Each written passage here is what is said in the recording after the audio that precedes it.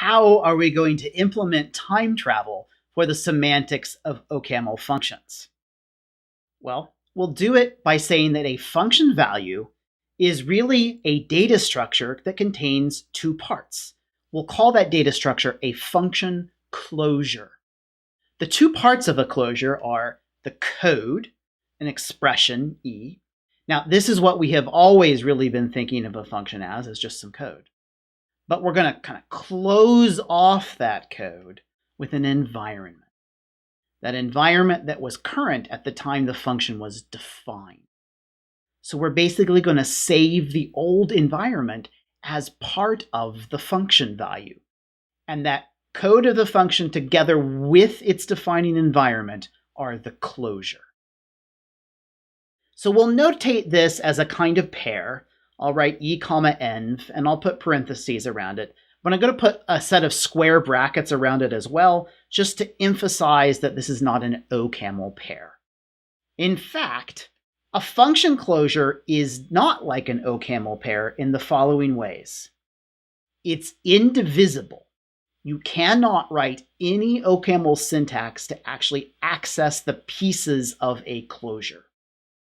And second, it's inexpressible. You actually cannot directly write a closure in OCaml syntax.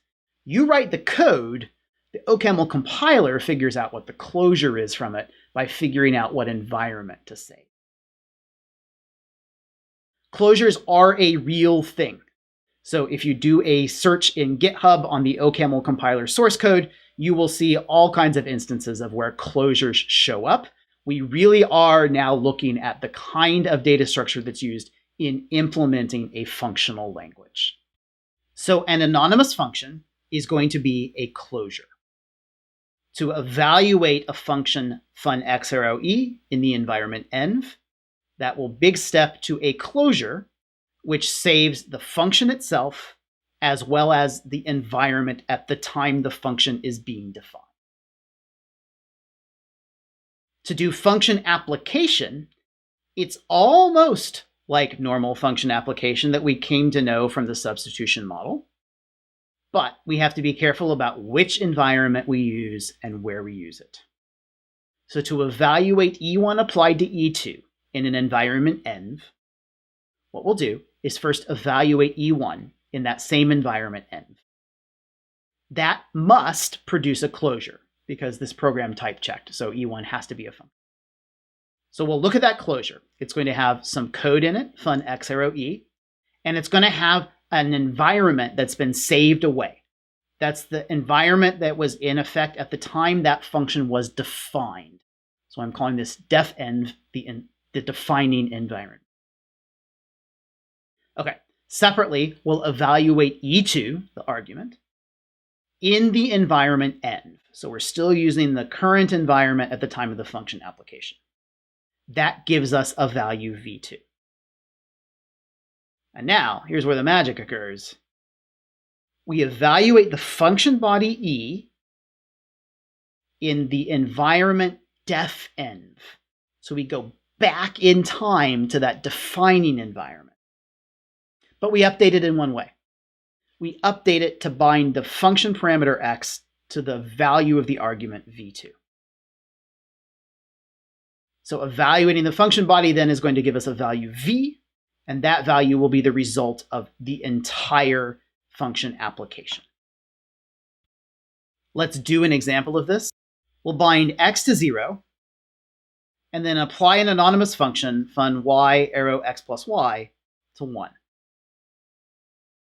Now, of course, you can look at that and probably figure out exactly what it should evaluate to, or you could put it in utop.